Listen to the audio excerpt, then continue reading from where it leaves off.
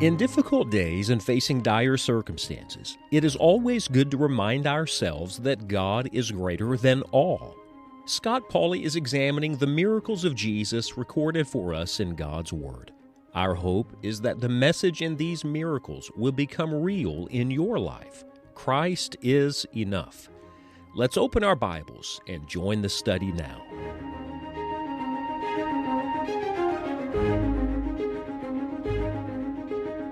Today we're making a doctor's visit. Now don't turn me off or tune me out. Some of you say, oh, I hate to go to the doctor's office. Well, what if the doctor was Jesus? What if the doctor was the great physician? Would you be all right with making the doctor's visit then?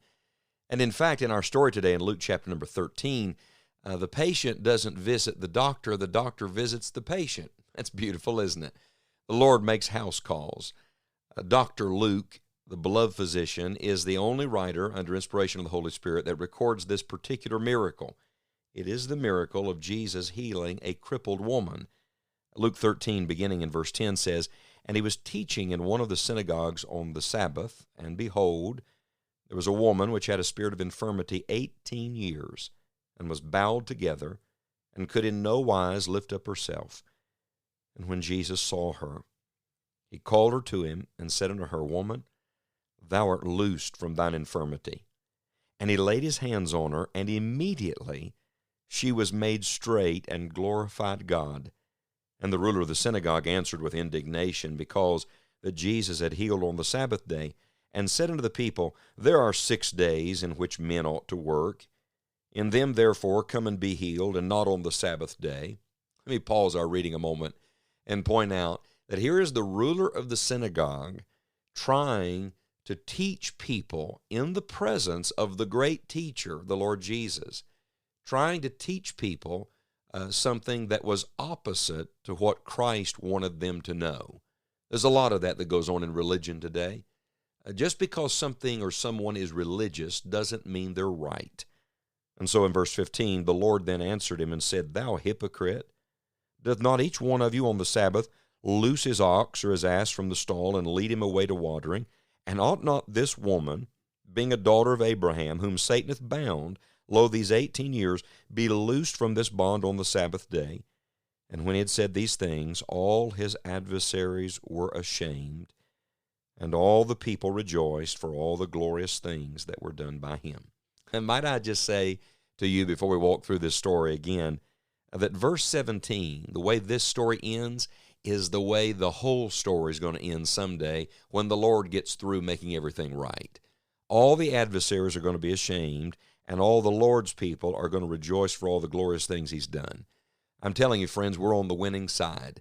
The story is going to end not on a down note, but on an up note, not with gloom, but with glory, not with sadness, but with gladness. Yes, when the Lord Jesus has his way in the end, all of the critics and all of the cynics will have to close their mouths, and we're going to open our mouths and give him glory and praise for all eternity that Christ truly was enough.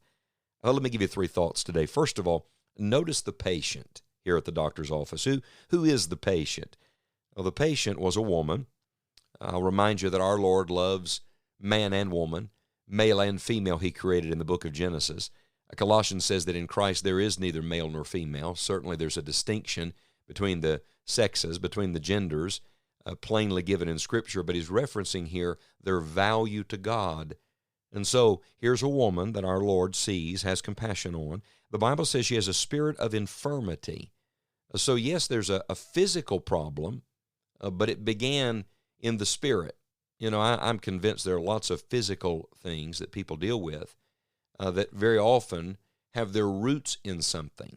It may be spiritual, it may be mental, it may be emotional. Those are legitimate things. They're real infirmities. Everybody has something to deal with. But this woman obviously had something that had caused this terrible physical pain and problem in her life. And the Bible said she had had it 18 years.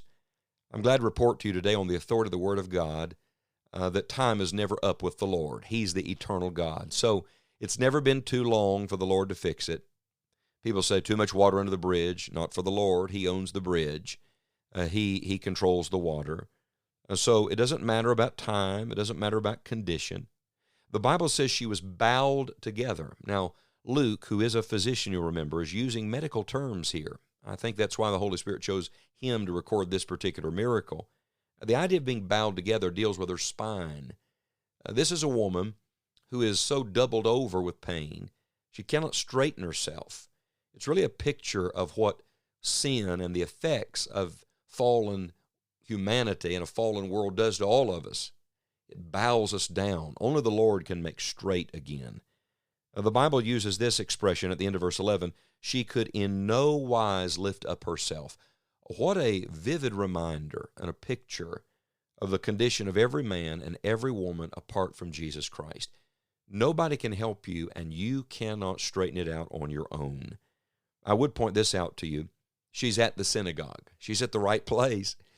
She must have been a woman seeking spiritual help, seeking truth. And friend, I want you to know, no matter what your condition or how long you've been in it, or what others have said about it, or what you can't do about it, you can always seek the Lord. And so the patient leads us now to the physician. And the physician is not just any physician. And it's not Dr. Luke. No, Dr. Luke would be quick to tell you.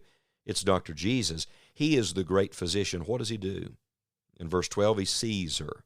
Yes, the Lord has his eye on you. Then he calls her. I love these action words. He not only sees her with his eye, now he opens his mouth and he calls her. The Lord Jesus is calling all of us to himself. Do you hear his voice today? And then he says to her, woman, thou art loosed from thine infirmity. It's the only time in Scripture this particular expression is used. And it too is not only a statement of power, it's also a medical expression. The medical writers would use it for the idea of relaxing a tendon or taking off bandages, literally the loosening of something. Do you see? Sin binds us. The Lord looses us. Sin bows us down. The Lord straightens us up. And so he in one word says, thou art loosed. And then in verse 13, he lays his hands on her. You see how every part of Christ is ministering to this woman. He sees her, he speaks to her, he touches her, and immediately the Bible says she was made straight and glorified God. So you not only have the patient and the great physician, but you also have the recovery. The recovery time was very short. The recovery time was immediate. Immediately she was made straight. And what does she do? She glorifies God. She didn't have to pay for this miracle power. No, you can't pay for it. You can't purchase it. Sorry. But I'll tell you what you do.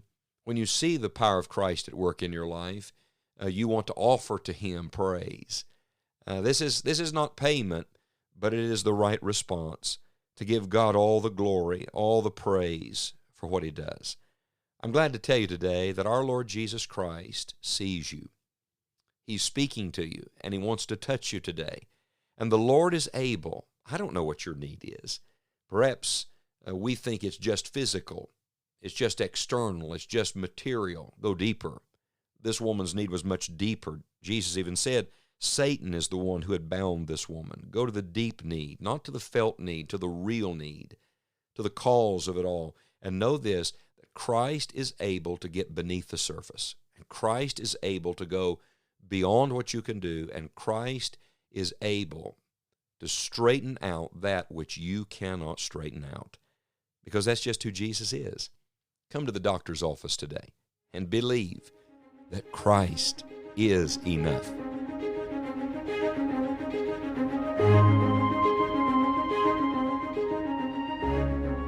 What an encouragement to know that regardless of the situation, we can trust the Lord Jesus. You can find a Bible reading schedule through the miracles of Jesus and many additional study resources at enjoyingthejourney.org. Visit us online today and let us know that you're listening. We are very grateful that you are making this journey with us through God's Word. Until next time, remember this: Christ is enough.